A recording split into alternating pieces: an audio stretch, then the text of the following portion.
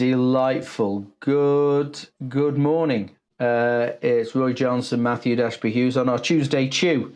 We've got half an hour of chewing over something, just to moan, bitch, whine, that sort of thing, and the subject today is who should justify your prices. This is an interesting question. Who should justify your prices? And Matthew, why are we talking about this one today? Morning, Roy. Well, I guess probably because price is one of those factors that comes up a lot. I mean, how many clients have we had over the years who've said, oh, our industry is different. It's all about price. Everything's about price in our industry. It's all about, and very often when we start drilling into it, we find out that actually it's not about price so much as it is about value. And that value is really defined by the buyer, because the value is only ever in the eye of the beholder. It's about, what is valuable to them. So helping them to self-discover what that value is, and indeed how you can really bring value to them in terms of solutions, is kind of where the price conversation stops going around in little circles and actually starts becoming more about, is this an investment versus is this a cost?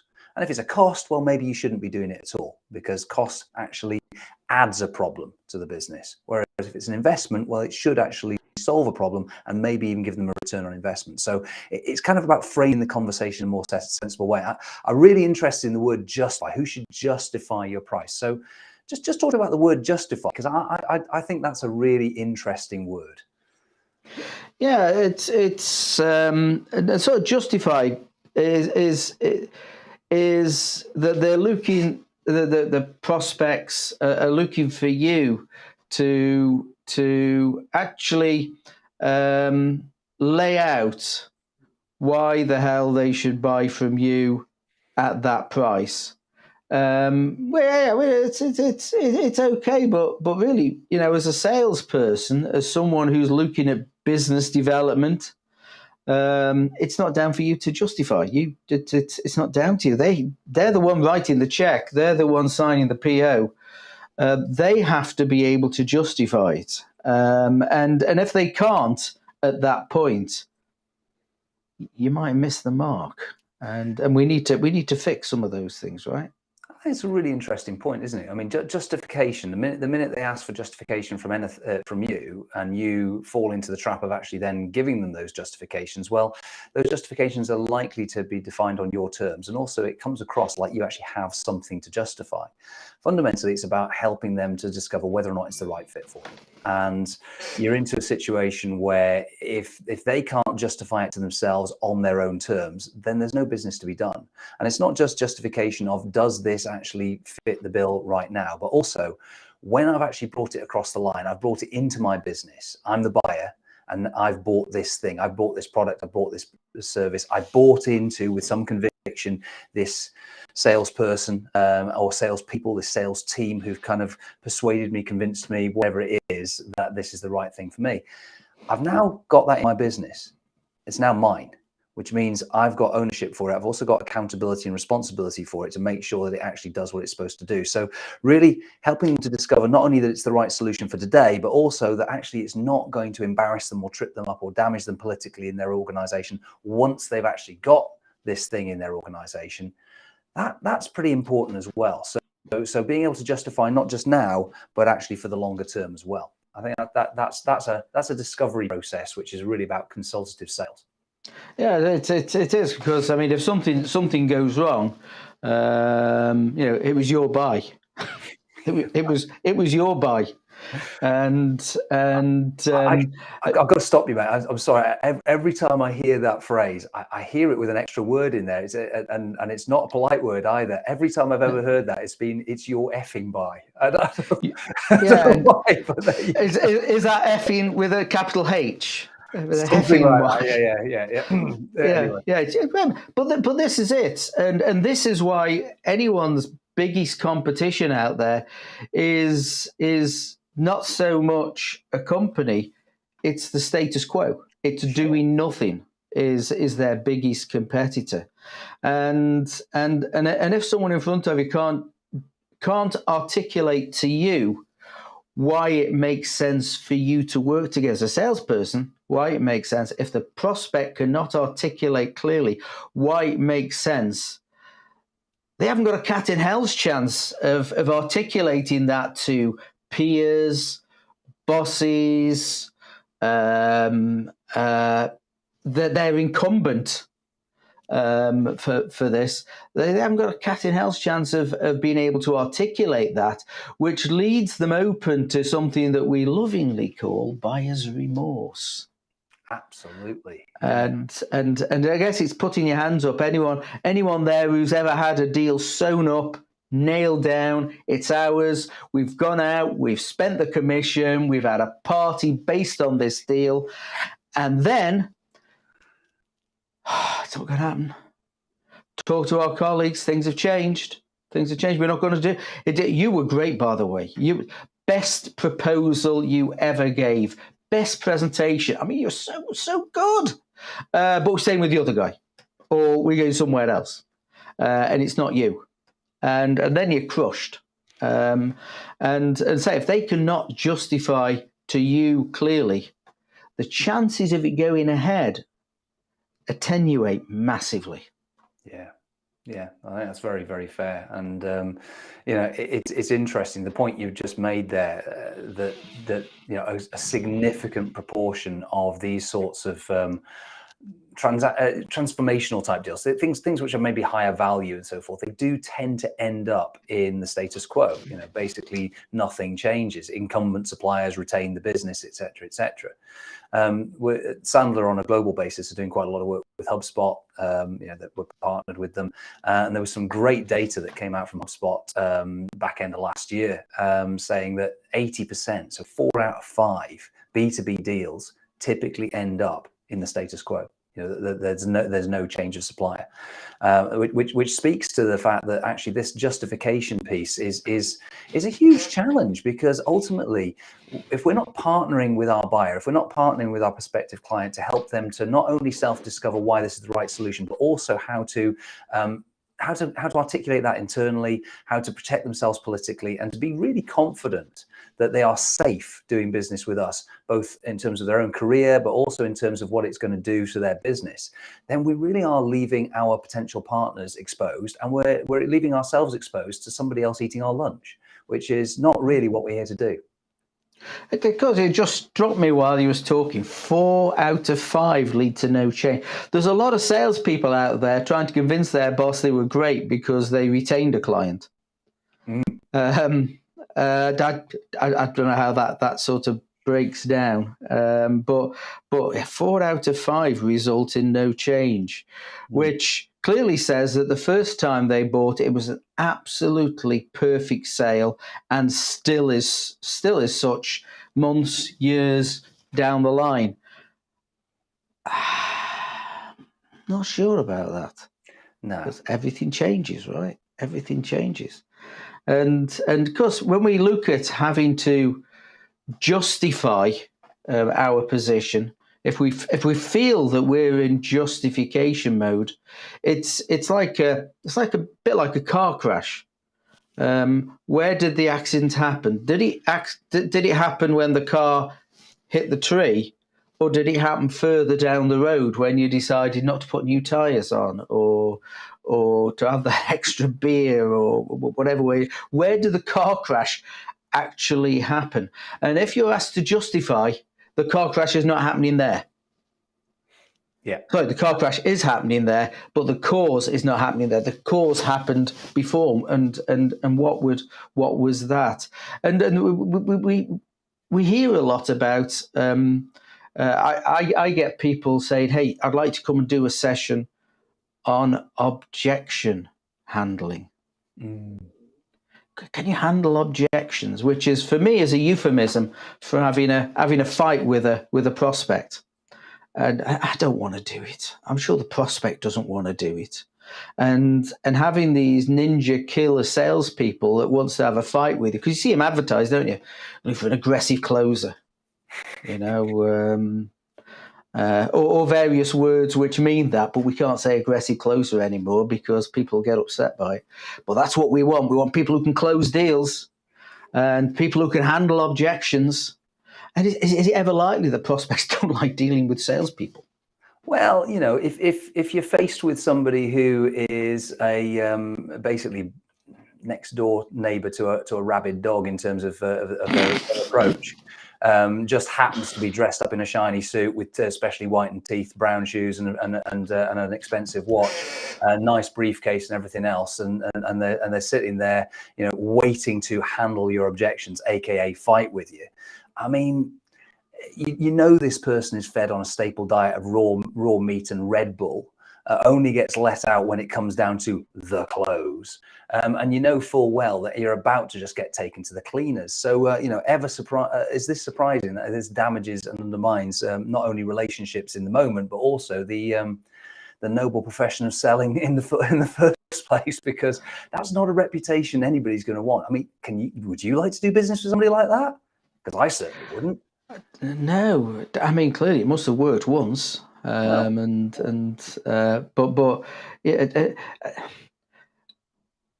I think here's the problem. People have this word with sales. It's sales. It isn't actually sales.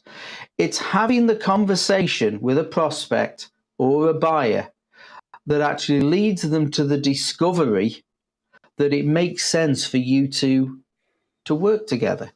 And we're not into selling. We're just having great conversations that helps the buyer discover this makes sense. But you can't put that onto a business card, because it'd be like this. I'm a buyer help discoverer type person. Yeah, and people do try to sort of work with euphemisms like, a business development executive or whatever. But I mean, it all comes down to the same thing, which is, we are client facing and we're responsible for the growth of the business, which, that's another way of saying sales, let's be honest. So let's not dress it up for something that it isn't. What we're really saying is that there are some people who work within the arena of sales who actually bring it into some level of disrepute. But clearly, the philosophy here is not that actually we are the bee's knees, or that we're the best of the best, or whatever. But what we are is people who are going to listen, hear, and understand our clients or prospective clients, help them to feel that we genuinely understand them, recognize that actually what we got may be part of a solution to an overall problem that they've got, that they're facing within their business, and that actually will help them to achieve that solution if we are the best people to do that. But if not, then that's fine. There's 7.8 billion people on the planet. Chances of every single person we meet actually being a client are pretty slim statistically. It's very unlikely. So actually what we should do is spend our time partnering with the ones that are the right people, so that we do a good job on their behalf. It doesn't sound like rocket science when you put it like that, does it? I mean, no is a decent answer. Yeah. No, we're not working together. I think what can happen is that sometimes, and I certainly have been guilty of this, I've hung on to a deal that was never going anywhere for far too long because it kept me busy. It kept me busy, and it made the imaginary pipeline look fuller than it was. And we know that pipelines are more often, Hans Christian Andersen than Albert Einstein. They fictional, filled with hope and enthusiasm and weight. It's it's certainly the looking at your pipeline is really it can be emotional when you realize what's really in there. And there's a couple of things going on. Just coming back to what you mentioned, I made a note here when you said about HubSpot, talking about 80% of deals stay with their incumbent. Which is great. I was also looking at a McKinsey report that was pretty much saying that most buyers are now happy to make big deals with people remotely. So keeping you at arm's length for efficiency, and maybe because they don't want this whole who justifies what, and the killer closes. And because internet's gone down. Oh no, that's why the meeting's ended. Oh, what a shame. Yeah, that's right. Just as they look for their mouse, internet's gone down.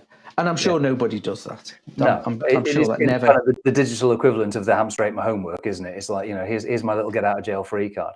But I mean, you tend to see that's just the new digital version of the old sort of smoke screens and dodges. Because the problem is that people have been taught over the years that that salespeople are taught how to handle objections, which means that if you say no to somebody who is a shiny suited, shiny toothed, commission breathed, self-interested.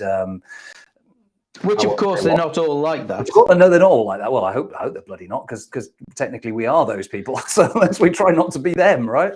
But stereotypes don't invent themselves, right? No, this is true. They do come from somewhere, and we do tend to focus on the negatives because they're the ones that stick in our minds, because they're the ones that scar us, right? So when you're faced with one of those people and you say the word no, that's their cue to actually start really pushing you and pressurizing you. And nobody likes to be pressurized by anything. So instead of saying no, what you do is you kind of dissemble and you dodge it and you avoid it and you kind of say anything other than the word no, but all of those things that do mean no. They basically give you slow no's rather than the quick one. So they'll say things, oh, this is fantastic, it's really good. They always start with a little bit of stroke, a little bit of a positive. That's so good, I really like your presentation. You've given us lots to think about. I just need to take it back to the business, bounce it around, maybe share it around the board table, maybe come back to you sometime next week, maybe the week after. Oh, there's a bank holiday, isn't there? Oh yeah, and got the Jubilee. Probably going to be mid-June. Is that okay? Is that fine? We'll put something in the diary. It's cool. Just get in touch with me. Yeah, we'll put something in the diary, and again, and then they go into witness protection. Yeah, right. Yeah, absolutely. On another planet. And according to Elon Musk, that's only a few years away. So there we go. So back to justification.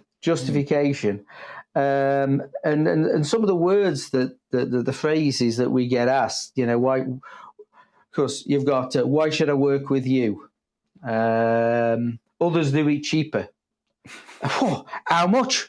Why should I even think about paying that price? There's a lot of whys in there, isn't there?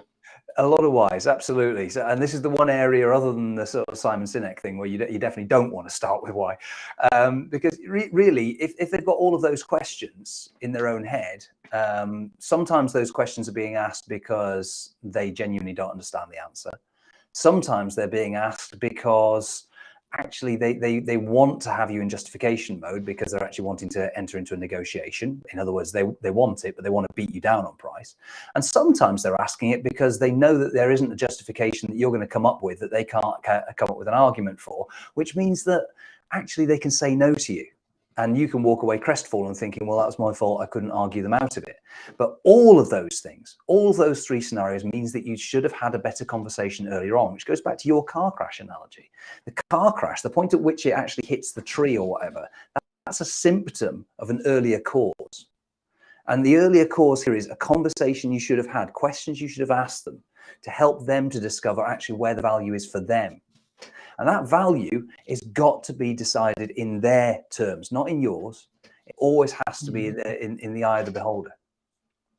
Yeah, I'd say the only person who can justify a sale is the person who's cutting the check, the person who's writing the PO, and or justify the buy. They're the ones, and if they can't justify it to you, it's you've slipped up.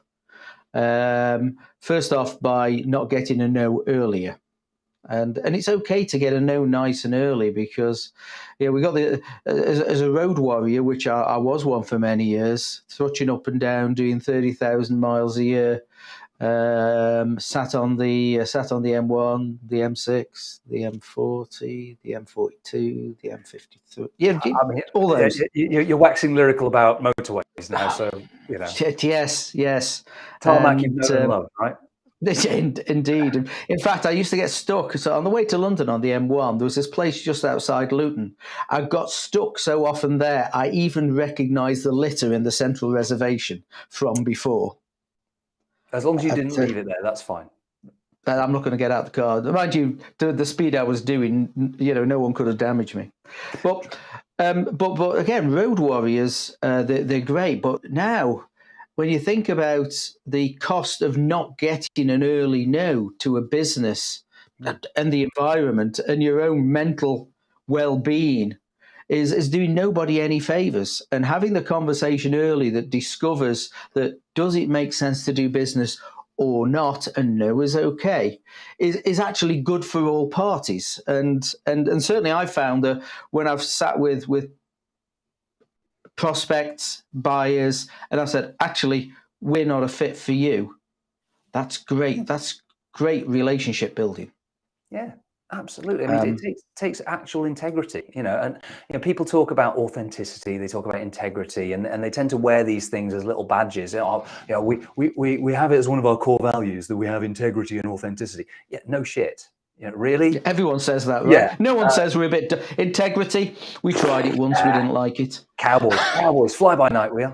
I mean, honestly, really, I'm always put in mind of a friend of mine who's currently dating and having gone through sort of a divorce, and she's back out on the dating market, and she's using all these apps and things, and you see these guys who are kind of sending her messages, and it's like, I've got a great sense of humor, I've got this, I drive a Porsche in the week, and I've got this at the weekend, and I'm a part-time fireman, and I've got a financial advisory business. I'm not even joking, that's a genuine one. And it's like, really? I mean, if you've got all this stuff, and oh yeah, I'm very genuine. That's the phrase. I'm very genuine. If you have to say it, you're probably not it. Authenticity and integrity. I'm just making a note of all this, because you never know when my missus will get sick of me. So, well, I mean, but again, remember, 80% of these decisions end up in the status quo. So I think you're safe. Okay, well, that's good news. With a face like this, I could find it tough. I mean, listen, for both of us, I mean, even when the alternatives are significantly better, sometimes they'll settle for the mediocrity that they've got, right?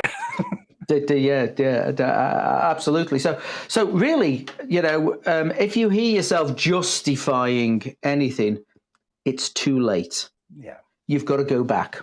You've got to go back, and I guess something we teach in Sandler quite a lot is a 70-30 rule, which is if you're clanging manholes open for more than 30% of the time, you're talking too much.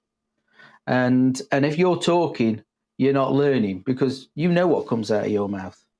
And I was talking to a client just yesterday, and she was saying to me that when they worked on their pains, or when she went through the current sales staff, why people bought, the most common answer was because they love me. And here's a note, sales managers: if you have someone saying they buy because it's me, I built the relationship, they love me, there's a problem.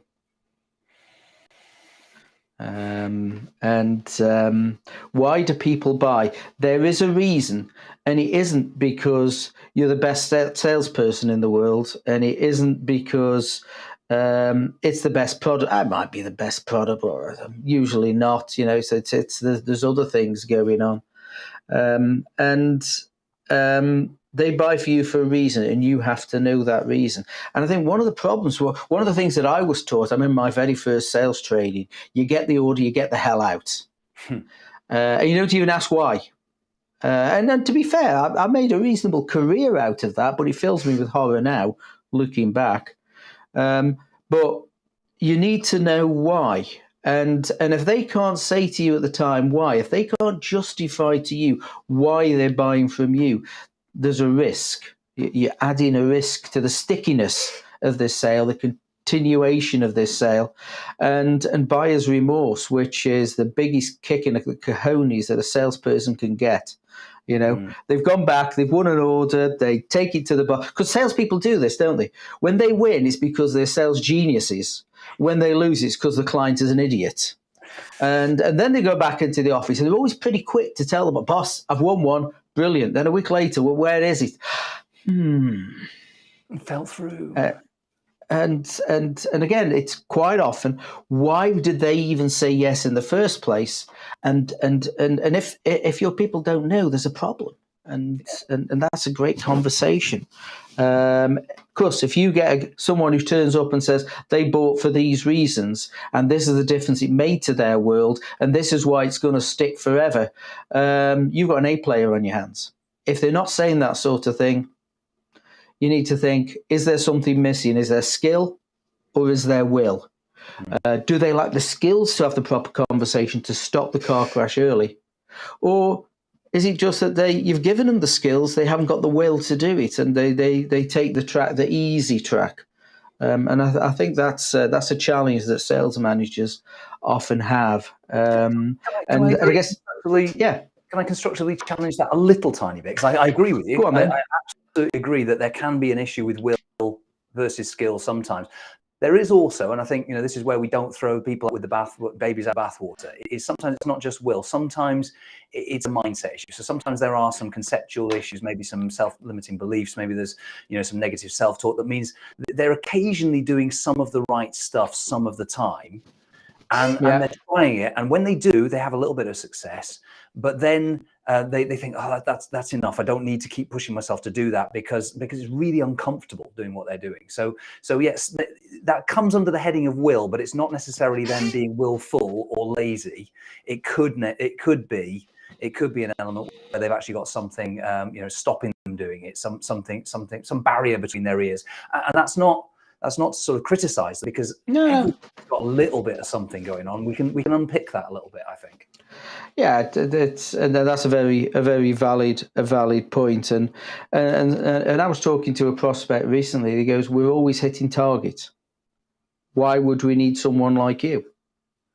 And I'm going, that makes sense. If you're hitting target, you're hitting the profitability levels that you want, and you're growing in a way that makes you comfortable, you probably don't want me. Mm-hmm. On the other hand, if you're thinking to yourself, well, actually, we could do a hell of a lot more, and our targets are quite often defined by the salespeople saying what they have, or they put their notional 5% on, which actually has got to go out the window now because inflation is going to be 10% in the next month or so. Yep. You're going to have to grow by 15%, whereas before 5% might have been okay. Yeah, I think that's right. And very, very often when you talk to sales managers like that, I don't know if you find the same thing. What you find is they say, "Oh yeah, we're hitting the team target," and then when you drill inside it, what you're finding is that 2 out of the 10 people are exceeding quota significantly. 2 of them are like a million miles away. 6 of them are somewhere in the kind of vicinity of near. And actually, the team target's okay, but it's being propped up by 2 people. And if they lose those 2 people, they're absolutely screwed. There's a brilliant law called Price's Law, which is that the square root of the number of contributors is delivering 50% of the actual productivity. So just say that again. That's very important. I just lost you a bit there. Just say again. The square root of the number of contributors is delivering 50% of the productivity, and that's called Price's Law. So if you've got, let's say you've got a team of 50 people, you'll find that 7 of them are generating 50% of the work, because the square root of 49 is 7. So just a general example there. I love that. Square root of numbers of salespeople. Yep. It's true beyond sales. It works in management, it works anyway. It works in any kind of collaborative environment. Price's Law. And what do they contribute? 50% of the overall productivity. So 50% of the output comes from the square root of the number of contributors. That's lovely. So yeah, you have let's make it easy. You're 16 salespeople. 4 of them will be giving you 50%. You got it. Wow. And I bet you, if you say that to one of the sales managers, I bet you they know which 4 as well. Without even looking at the in sales, great. I bet you off the top of their head they know. Yes. In sales, great. That's why we love it. And nothing happens unless something is sold. But it's we could pontificate on this forever. We've got a subject lined up for next week. Do you remember what it was? I suspect that I think we should probably talk about the benefits of planning.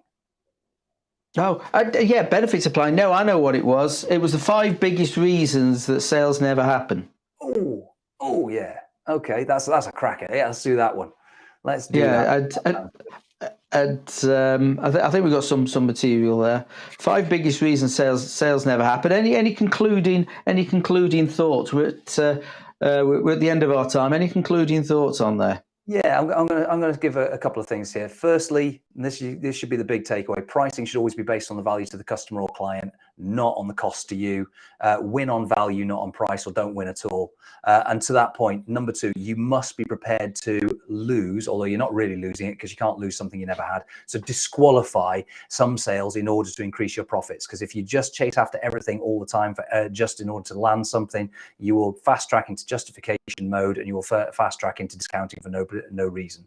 And the third and final thing is that price communication is going to shape your client's perception of value. That means you've got to establish what value means to them before you even start the conversation. Beautiful, some great stuff. And I think finally, whatever the level of investment they make in your product and service has to take pain away from them rather than just add further pain. And that's a whole new discussion. So brilliant. We've overrun by a minute, typical. Take care. See you next week. So it's goodbye from Matthew. And it's also goodbye from over there. That's perfect. Take care.